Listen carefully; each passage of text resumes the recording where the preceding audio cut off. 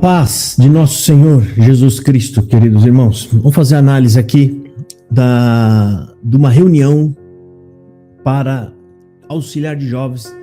Quem atendeu foi o ancião Paulo Plácido do Jardim Paulista.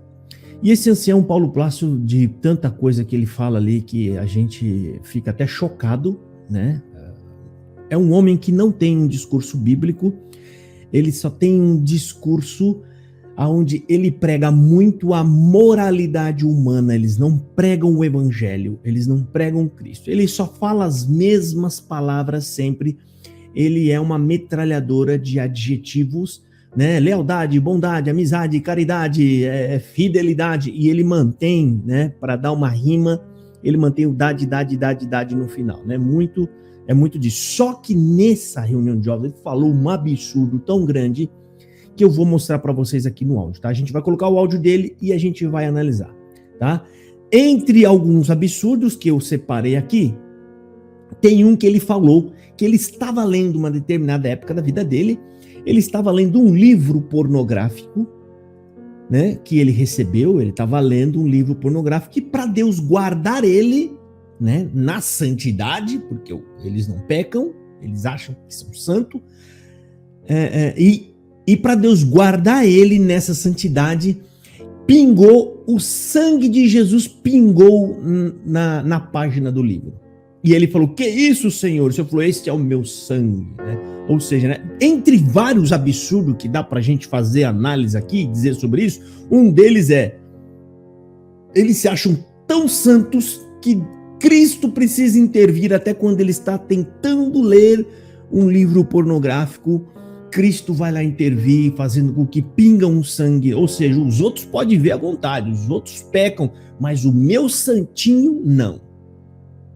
Esse eu vou guardar, para você ver o nível de jactância desses homens, né? Porque isso para mim é obviamente, né? E eu não acredito nem um pingo no que esse homem está falando, né? Nem um pingo mesmo. E eles falam isso e ainda passam aquele falso ar de santidade para o povo, que ele é um homem guardado, né, por Deus, né, para não pecar, né? É o homem que vai meter a cara na porta naquele dia, confiando nas suas próprias obras. Vamos ouvir aqui o áudio, pessoal. Vamos ouvir o áudio aqui? Vamos correr o áudio? Vale lembrar também, né? Bom, vamos ouvir. Toca o áudio aí para nós ouvir junto aqui.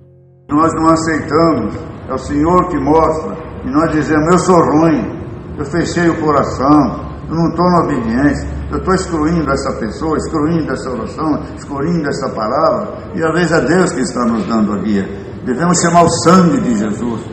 Quando eu vou pregar, eu clamo o sangue do Senhor, cobre-me com teu sangue, és tu que está revelando, és tu que quer que eu prego. Quando você estiver no culto, mandar testemunhar, chama o sangue do Senhor. Quando você estiver para orar, chama o sangue do Senhor. Arrefeça meu coração, esfria meu coração se não é, mas se é, não estoura, mas dá virtude, dá virtude. Olha o absurdo, eu vou explicar para vocês aqui. Para ele entender o que é ou o que não é de Deus, ele está orientando as pessoas a fazer assim: Senhor, esquenta meu coração quando a coisa for sua, quando não for sua, o que eu estou ouvindo, esfria meu coração. Ele simplesmente ignora que a ferramenta que existe para a gente saber o que é ou o que não é de Deus, o que uma pessoa está falando, chama-se palavra de Deus, escrituras sagradas. Se o que a pessoa estiver dizendo não está alinhado com o que a Bíblia diz ou ensina, é esse o sinal que eu vou saber o que é e o que não é de Deus. Ele está ensinando as pessoas a confiarem nos seus sentimentos, nos seus próprios sentimentos. Ele despreza que a Bíblia diz que o coração do homem é perverso. E ai daquele que confia no coração do homem. Ai daquele. E é um dos lugares aonde o diabo mais atua, é no sentimento humano. Ali ele atua no medo, no prazer, na alegria. Ou seja, a grande força do diabo está justamente no coração do homem, tá? Mas ele está ensinando aqui uma barbaridade de uma heresia. né? Ele não sabe. Observa que eles nunca focam a pregação deles. Isso não é uma pregação, isso é um discurso. Eles nunca focam em Jesus e nem tampouco nas escrituras sagradas. Eles não focam. Olha só, ele está focando, irmão. Pede ao Senhor, se for de Deus, para que aqueça seu coração. Se não for de Deus, para que esfrie o seu coração, né? Porque se for de Deus, peça não para que estoure, ou seja, para que encha tanto, né? Mas para que venha aquecê-lo, venha ficar virtuoso. Isso é blasfêmia, irmão, contra as escrituras sagradas. Vamos ver aqui o restante. Segue aí. Liberdade, dá-me tranquilidade para me fazer a minha oração. E deve ter, irmão, e deve ter um temor também, de um respeito, e não brincar com o sangue do Senhor Jesus. Eu vou contar outro testemunho, posso contar? Gente, é agora o testemunho. Eu vou deixar aí até o final. Depois a gente retrocede quando achar que precisa e a gente faz a nossa abordagem, tá? Ele vai contar o testemunho agora. Ele tá falando, vou contar o testemunho. Pode? Nesse testemunho ele tá dizendo que ele ganha um livro pornográfico e ele vai ler esse livro, né? Ele vai ver o livro ali. Imagina o velhinho querendo ver as mulheres, né?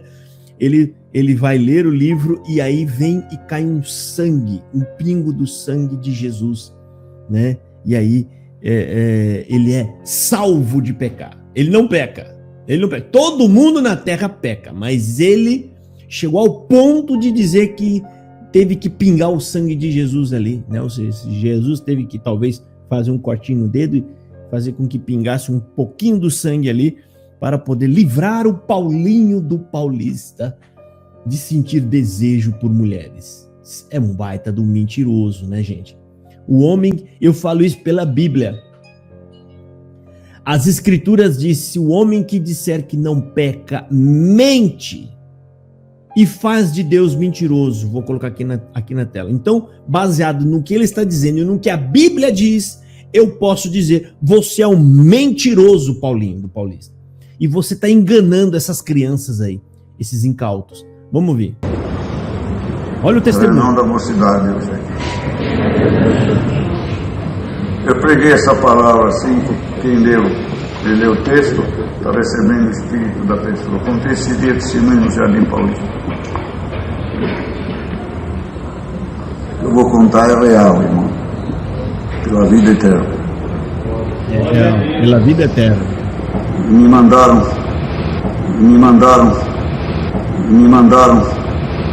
Falei que quem lê, falei das pornografias, das revistas, dos livros, dos filmes. Isso faz 50 e poucos anos. E me mandaram um livro. E pelo correio, quando eu abri, eu não conhecia, não tinha. Comecei a ler, era um livro de pornografia.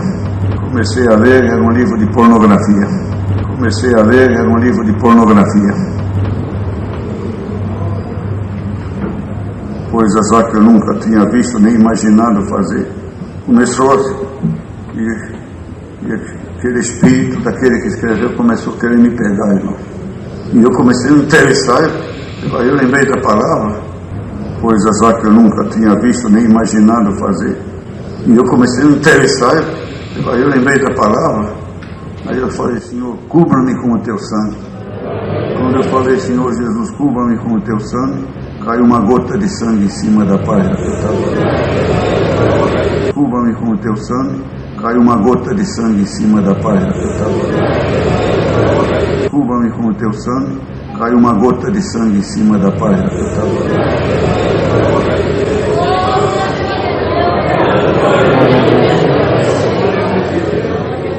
Foi embora aquela tentação.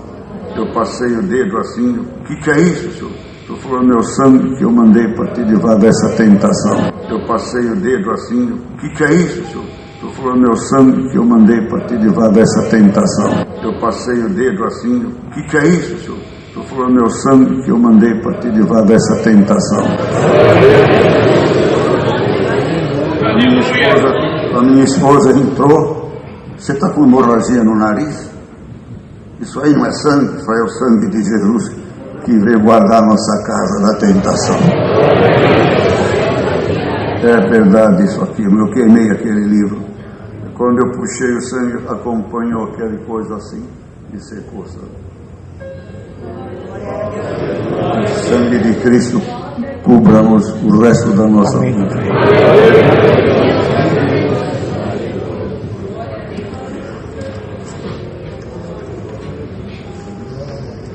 Condutas do mal.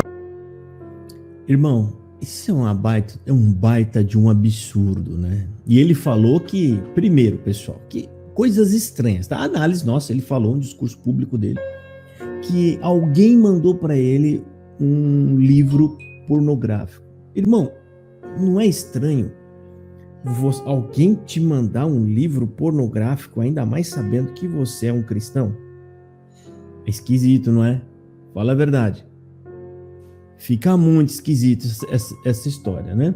Bom, é o que ele está contando, a gente acredita, né? Mas eu estou falando que em situações normais, o que acontece? A pessoa, ou ela compra e vem pelo correio, ou ela foi na banca comprar e está com vergonha. E aí ele diz que ele estava lendo e estava gostando, e o espírito daquele que escreveu o livro estava querendo pegar ele. Não, Paulinho, isso não é um espírito de quem escreveu. Isso são chamados hormônios pela ciência. Você estava vendo mulheres nuas e peladas, e isso estimula o hormônio masculino, que isso é criação de Deus, sabia?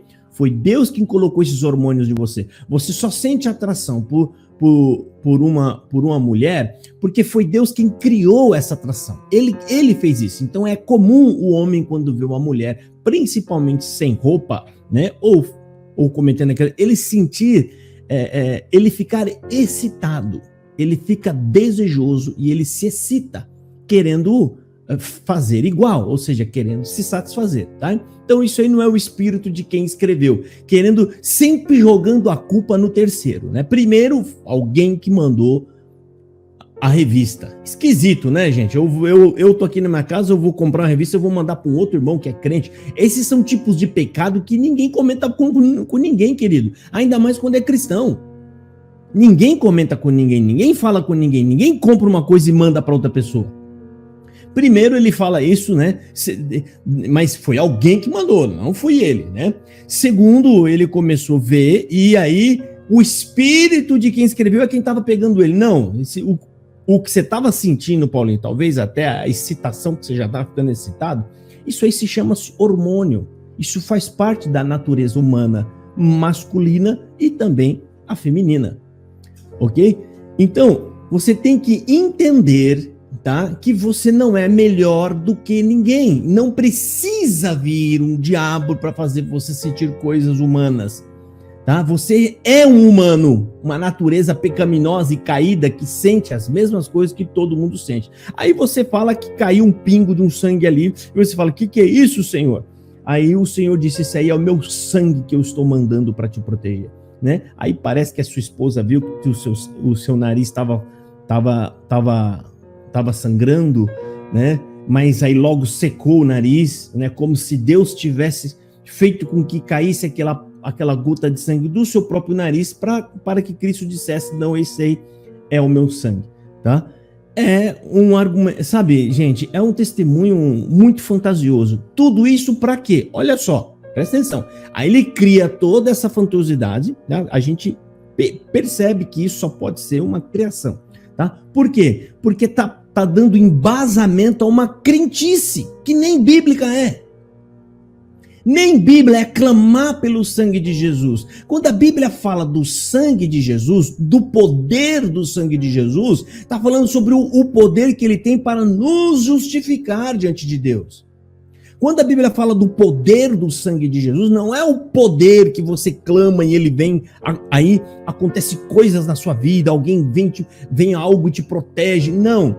Quando a Bíblia diz que o sangue de Jesus tem poder, está falando do poder que ele tem é de remover o pecado que está em você e te justifica diante de Deus.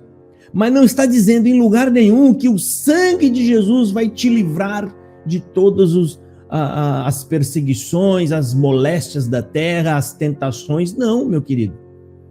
Isso não existe na Bíblia. Ao contrário, nós fomos preparados por Cristo, já avisado por eles, que muita coisa terrível ia acontecer na nossa vida. Muita coisa terrível. Vamos ouvir o restante aqui, gente.